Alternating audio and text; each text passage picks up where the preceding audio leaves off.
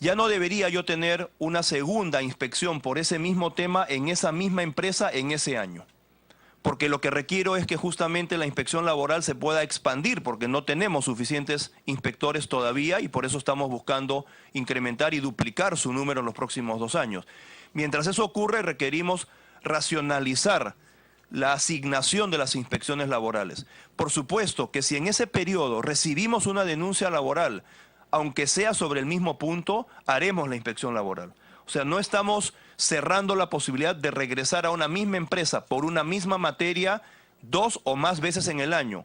Pero si la primera vez el tema está cerrado y adecuadamente cubierta la inspección, a menos que recibamos una denuncia específica por ese tema, no regresaríamos durante ese primer ejercicio. A eso se refiere ese capítulo del Decreto Supremo 7. Otro tema tiene que ver con, también importante aclararlo, la cultura de cumplimiento se tiene que fortalecer a través de la exigencia efectiva de la multa y la sanción que corresponda por el incumplimiento laboral, y en eso somos inflexibles.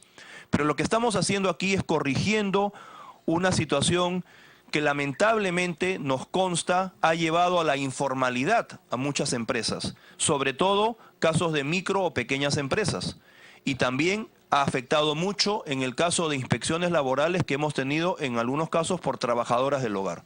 ¿A qué me refiero, señor presidente, con esta cultura de cumplimiento? Se hace una inspección laboral en cualquier tipo de establecimiento, un hogar o cualquier empresa, se ve un incumplimiento laboral, se levanta el acta y se sanciona. Esa sanción trae aparejada una multa. En el momento en que esa empresa o empleador del hogar subsana la multa y subsana el incumplimiento laboral, o sea, cumple con su obligación laboral para con el trabajador y subsana la multa que está tipificada en el reglamento por esa infracción, si se hubiesen dado en ese proceso inspectivo multas por obstrucción a la labor inspectiva, estamos rebajando las multas por obstrucción, no las multas por incumplimiento, sino las multas por obstrucción en un 90%. ¿Por qué menciono esto, señor presidente?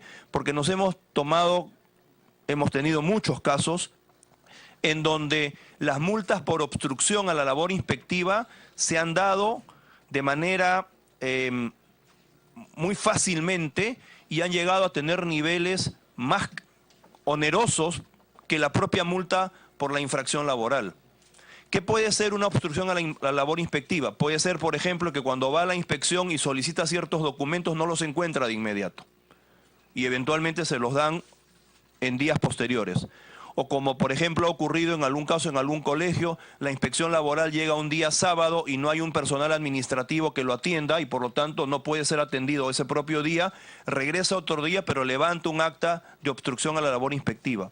O como ha ocurrido con muchos casos de empleadores del hogar, en donde reciben citaciones para ser atendidos por SUNAFIL, requeridos por SUNAFIL, para una reunión con la persona que se siente afectada, la trabajadora del hogar, y porque esto está llegando a un hogar, la persona no acusa recibo de la notificación y no va a la fecha correcta. Luego lo puede reponer, pero todo ello va generando una multa por obstrucción en este proceso que termina siendo en muchos casos más elevada que la multa por la infracción laboral. Eso es lo que hemos corregido con esta cultura de cumplimiento.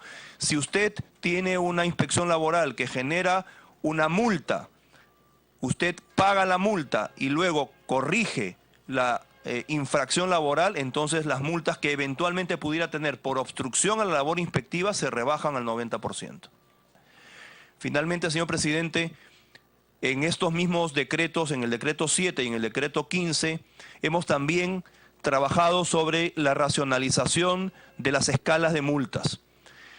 Hemos arreglado vacíos que tenía la normativa, sobre todo vinculada a trabajadoras del hogar y vinculadas a micro y pequeña empresa, en donde se les estaba gravando por un vacío de la norma bajo el ámbito, el rango de sanción de la gran empresa, con lo cual las multas eran prácticamente impagables en muchos casos. Eso lo hemos corregido estructurando una escala de multas acorde a la naturaleza del empleador. Hemos también incrementado la multa por no entregar la copia del contrato a plazo o del convenio de prácticas, que fueron normas que fueron presentadas en el marco de la simplificación administrativa que se dio en las facultades delegadas, que si bien ha sido cuestionada por el Congreso en el Pleno, nosotros sí hemos incrementado la multa porque consideramos que al establecerse que no se tiene que entregar necesariamente el contrato o el convenio de prácticas o de enseñanza al ministerio y puede ser inspeccionado después, si no lo encontramos, la multa se ha incrementado. También hemos incrementado al 90% las multas por trabajo forzoso, seguridad y salud en el trabajo y derechos fundamentales. Y finalmente un tema muy importante, cuando se instala la norma de SUNAFIL en el 2013-2014, se establece en esa ley original una escala de multas. Esa escala de multas normada por ley es una escala de multas que rige obligatoriamente, pero el gobierno en ese momento del presidente Humala se percata de que la escala de multas era exagerada, no podía en la práctica ser aplicable y entonces determina que por 3 años se norma para que por 3 años la escala de multas se aplique al 35% de su valor. Esos 3 años han vencido hace pocas semanas y nosotros lo que hemos hecho es incrementar el porcentaje de cobertura pasando de 35% a 45%. Consideramos que al haber solucionado o corregido excesos que tenía la normativa sobre eventuales multas para la micro y pequeña empresa y trabajadoras del hogar, consideramos que ya hay mayor madurez para que se pueda aplicar en un mayor porcentaje la escala de multas que originalmente se planteó. O sea, hemos incrementado en la práctica 10% la escala de multas por estas sanciones. Siguiente, por favor. Y terminando con este aspecto, presidente, de la inspección laboral, en esta primera parte, el proyecto de ley que hemos presentado al Congreso para su conocimiento y discusión, básicamente busca,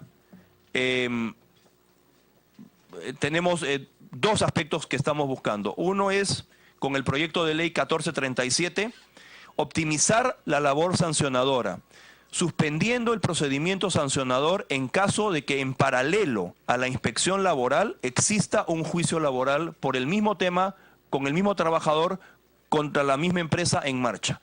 No quiere decir que el procedimiento de inspección se va a paralizar, se va a llegar hasta el nivel de determinar si es que existe o no la infracción. Lo que no vamos a hacer es sancionar, porque tenemos en paralelo un juicio laboral puesto por el trabajador que tiene que determinar finalmente la sanción que corresponda. Para evitar esa duplicidad de sanciones es que hemos presentado este proyecto de ley que fue discutido en su momento en el Consejo Nacional del Trabajo. Todos los decretos supremos y este proyecto de ley que he mencionado aquí fueron discutidos en su momento largamente por más de 3 meses en el Consejo Nacional del Trabajo.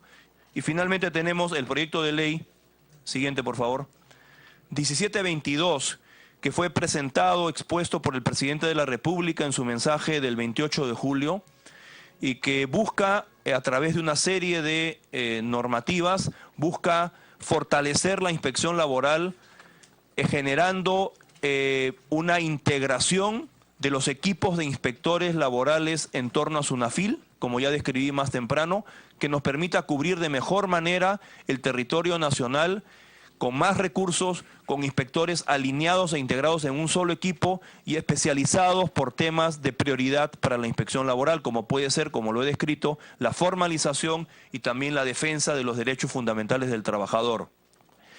En contrapartida hacia los gobiernos regionales que estarían cediendo, de acuerdo a esta ley, sus facultades de inspección laboral parciales que tienen hoy día, de acuerdo a ley, estamos planteando la generación en la ley de una Comisión Regional de Inspección del Trabajo, creada para analizar la problemática regional de la inspección. Estaría conformada por un representante del gobierno regional, que normalmente debería ser el director regional de trabajo, por un representante de SUNAFIL, que debería ser el intendente regional de SUNAFIL, y por un representante del Ministerio de Trabajo a través de alguien designado por la Dirección General de Políticas de Inspección Laboral a nivel nacional. Esta comisión regional tendría como gran objetivo identificar las prioridades de inspección laboral en la región, supervisar el adecuado cumplimiento del plan de inspección laboral para la región y velar porque se esté llevando a cabo de una manera equilibrada y razonable para la problemática de empleabilidad en cada una de las regiones. De esa manera mantenemos totalmente alineado a las regiones con el trabajo de inspección laboral. Esta disposición ha sido discutida con muchos gobernadores y con algunos matices y con algunas opiniones existe un consenso de que deberíamos ir en esta línea. También estamos buscando conseguir con este proyecto de ley la integración de los equipos de inspectores a nivel nacional en torno a SUNAFIL, homologando sus condiciones laborales. Hoy día tenemos una condición laboral distinta para el inspector en SUNAFIL que para el inspector en el gobierno regional, y eso no debería continuar siendo así. Aquí estaríamos incorporando a los inspectores laborales de las regiones hacia SUNAFIL con las condiciones laborales y la escala laboral que SUNAFIL mantiene en su línea de ascenso de inspectores auxiliares, inspectores plenos y supervisores. Queremos así también fortalecer competencias y línea de carrera del personal inspectivo a nivel nacional, y SUNAFIL abarcaría la inspección laboral a todo nivel, grande, mediana, pequeña y microempresa, lo cual hoy día está fraccionado con el gobierno regional.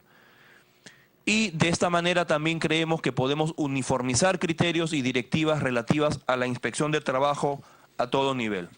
La siguiente lámina nos permite entender hacia dónde estamos apuntando, señor presidente, con estas normativas que hemos dado.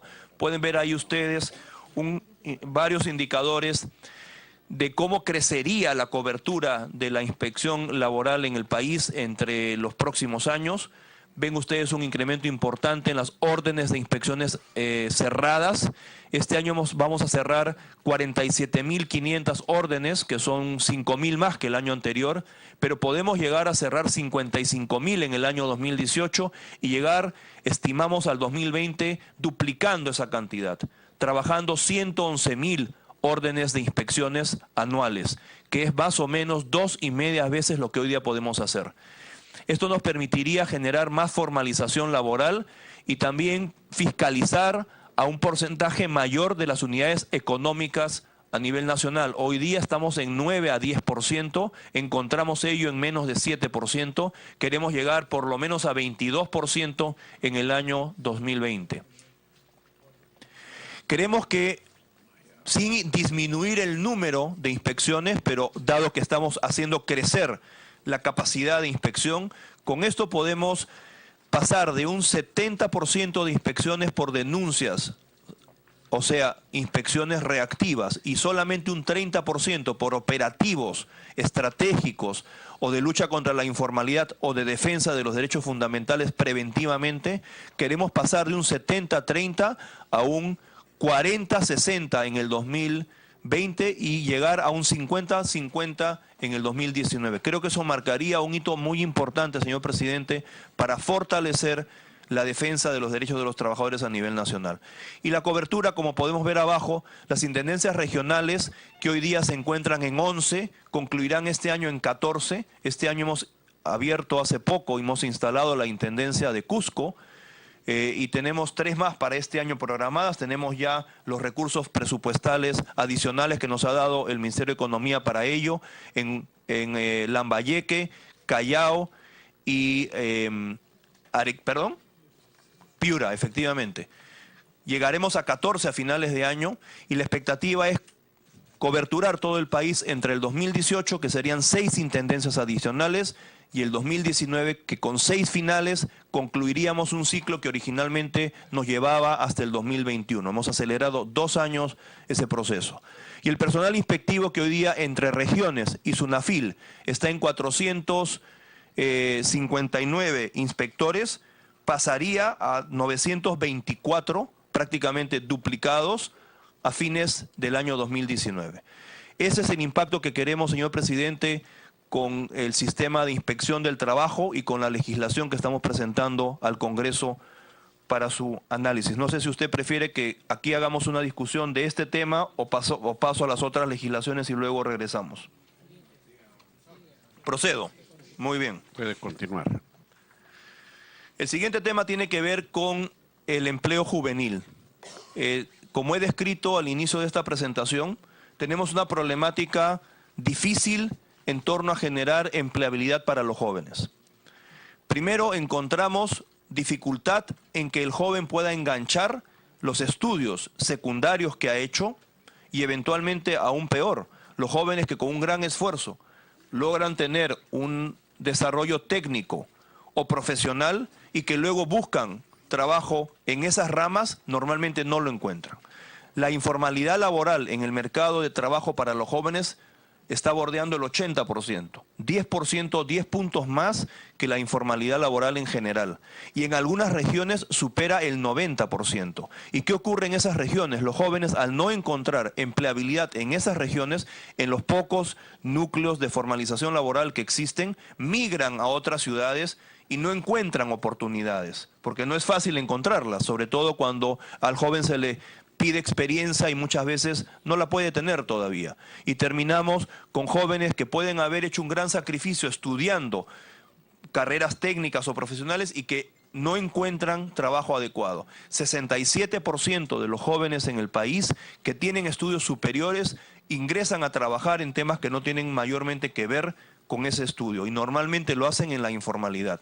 Y por ello es que al margen del despliegue de los programas promotores que tenemos en el Ministerio y de eventualmente consideramos necesario también más adelante presentar propuestas para reforzar la legislación en torno a la capacitación laboral juvenil en el trabajo, y existen, señor presidente, valiosos proyectos de ley que están aquí en la Comisión de Trabajo para que puedan ser, ojalá, discutidos en esta legislatura y también nosotros contribuiremos a esa discusión. Queremos en particular presentar este proyecto, adelante por favor, que es muy directo y que es muy neutral en torno a los derechos y temas laborales del joven.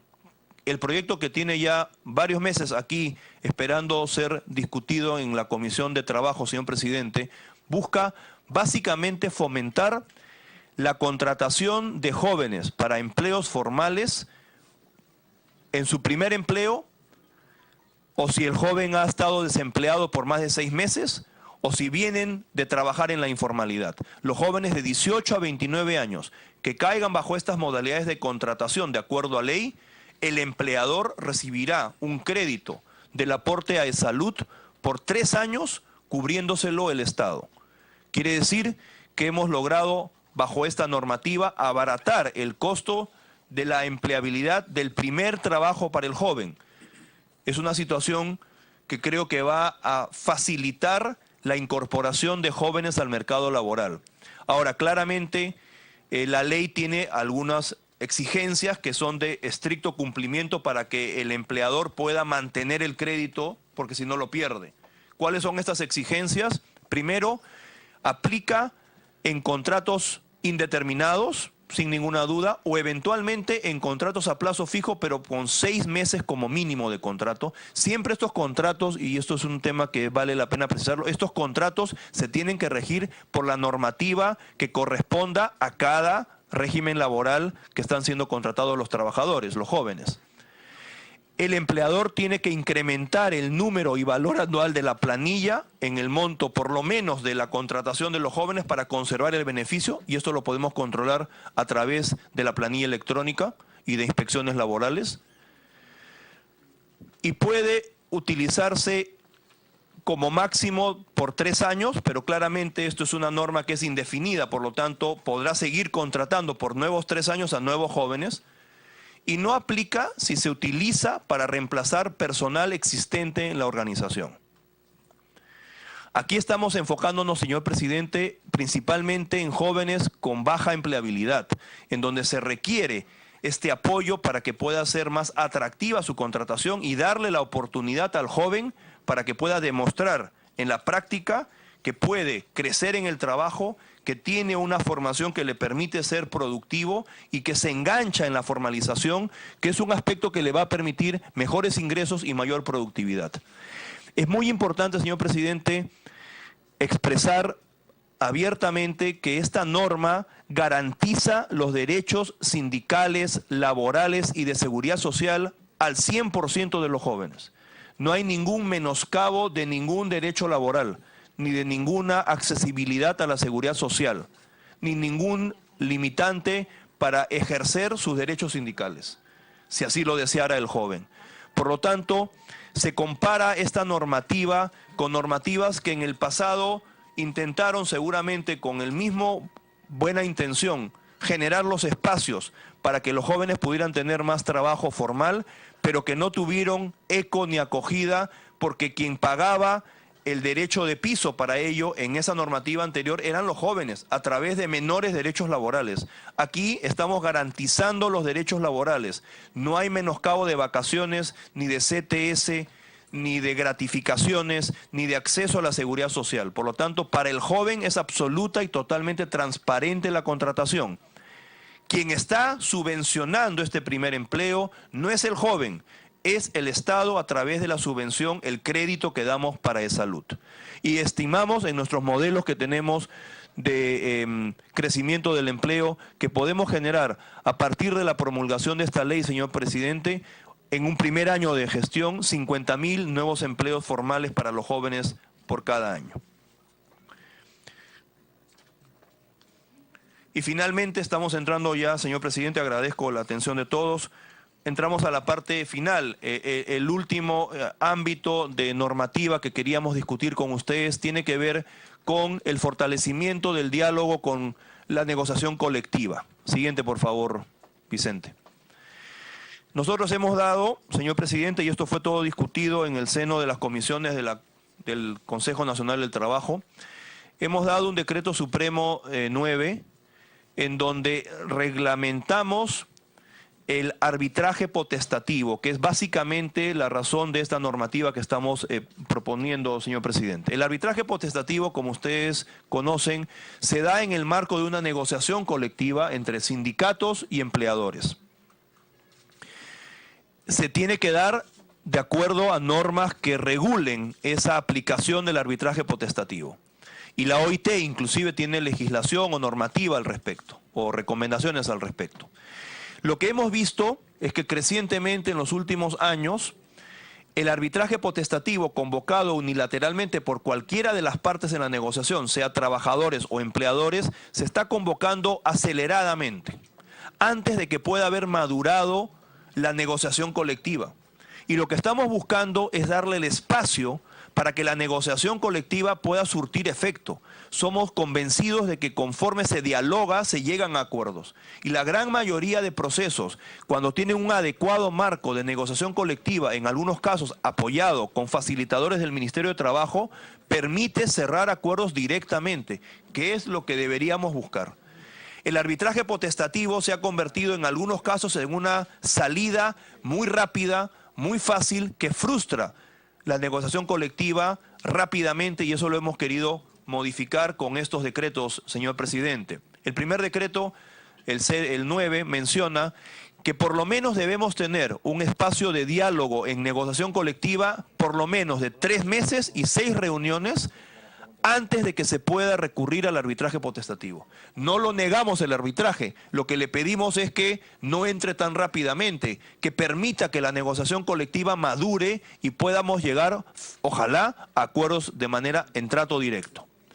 Y también estamos reglamentando, señor presidente, de una manera más clara y precisa cómo se eligen a los árbitros ante una eventual situación de arbitraje y cómo los árbitros tienen que cumplir de mejor manera el rol para el cual están seleccionados. Recordemos que la ley de arbitraje en el país, señor presidente, estipula que si bien las partes seleccionan a su árbitro y entre ellas después seleccionan al tercer árbitro, el árbitro no se constituye en el árbitro de la parte. El árbitro tiene que cumplir su rol objetivamente de arbitraje. Tiene que ver objetivamente la materia y tiene que fallar objetivamente. aun cuando eso eventualmente implique no estar de acuerdo con la postura de quien lo seleccionó a él como árbitro. Eso se ha desvirtuado en muchos casos en los arbitrajes potestativos, porque tenemos árbitros que permanentemente son los mismos para los mismos gremios de empleadores o gremios de sindicatos. Y entonces tenemos árbitros que son permanentemente convocados por los mismos que están en los litigios. Y eso no nos permite encontrar soluciones más equilibradas y más transparentes para los arbitrajes. Y por lo tanto lo que estamos ahora nosotros es definiendo que si un árbitro ha tenido un arbitraje con una empresa o con un sindicato en un periodo, tenga que pasar un periodo determinado, un año, para que pueda volver a ser convocado, 2 años, perdón, para que pueda ser convocado nuevamente por esa entidad. Y finalmente queremos ser más transparentes con los arbitrajes y queremos que los árbitros publiquen trimestralmente todos los laudos arbitrales para que sean de conocimiento público. Y de esa manera facilitará una transparencia del diálogo entre las partes. Siguiente, por favor. Y acá estamos ya en la lámina final. El proyecto de ley, señor presidente, que hemos presentado complementa estas medidas. ¿Y qué busca el proyecto de ley 1436 que ha sido presentado hace ya algún tiempo para que sea discutido en esta comisión? Primero busca continuar en esta línea de fomentar la negociación directa y hace que el arbitraje potestativo, conforme establece la OIT en sus estándares, sea un arbitraje excepcional frente al diálogo, no sea una rutina, sea una excepción. Y por lo tanto se requiere supuestos taxativos para que la procedencia de ese arbitraje convocado unilateralmente pueda funcionar. Mala fe negocial, falta de acuerdo sobre el nivel o contenido de la primera negociación, etc. Y finalmente, también una medida muy importante que originalmente era así en nuestra legislación y por determinadas costumbres y prácticas fue modificándose y que queremos regresar a ella de manera estructurada, es que los ámbitos de la negociación colectiva sean que busquen el mayor acercamiento posible entre las partes, inclusive el arbitraje. Hoy día, ¿qué está ocurriendo? Como los árbitros han tomado la potestad de atenuar las propuestas finales de las partes, en otras palabras, en vez de lo que dice la ley de solamente corregir excesos evidentes, están simplemente en muchos casos buscando casi, estoy exagerando un poco, disculpe señor presidente, promediar las propuestas de uno y de otro lado en soluciones definitivas que no reflejan lo que ninguna de las partes en concreto está planteando. Lo que estamos encontrando es que estamos llegando al final de los arbitrajes con propuestas totalmente separadas de la empresa con los trabajadores. Porque como el árbitro va a modificar la solución final, nadie quiere acercarse a un justo equilibrio y se mantienen en propuestas exageradamente favorables a la empresa o exageradamente favorables al sindicato. Lo que estamos planteando en el proyecto de ley es regresar a lo que originalmente era, que el árbitro no tenga la alternativa de la atenuación, que el árbitro, como existen muchas legislaciones de países cercanos a nosotros, el árbitro tiene que elegir en la instancia final o la propuesta del sindicato o la propuesta de los empleadores. ¿Qué logra ello? Que prácticamente al final las propuestas estén muy cercanas unas a las otras, para no correr el riesgo de que ante una propuesta desproporcionada, hacia arriba o hacia abajo, termine el árbitro obligado a elegir la otra. Y de esa manera logramos que finalmente el acuerdo arbitral tenga a las partes prácticamente coincidente con ello. Eso es lo que estamos buscando, señor presidente, y como usted puede ver, todo este capítulo en torno al arbitraje potestativo lo que busca es fortalecer el acercamiento directo de las partes en torno a la negociación colectiva. Gracias, señor presidente. Gracias, señor ministro. Agradeciendo la exposición del señor ministro de Trabajo, vamos a ofrecer la palabra a todos los colegas que quieran hacer las preguntas y posteriormente, en forma conjunta, también dará su respuesta el señor ministro de Trabajo. Los que deseen hacer uso de la palabra.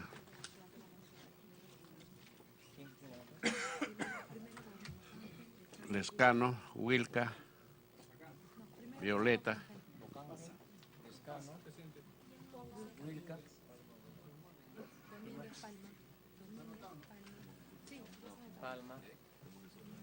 Palma.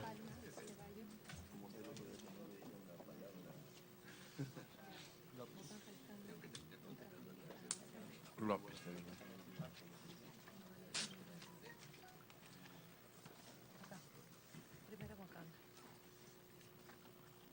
Tiene la palabra el colega Bocángel.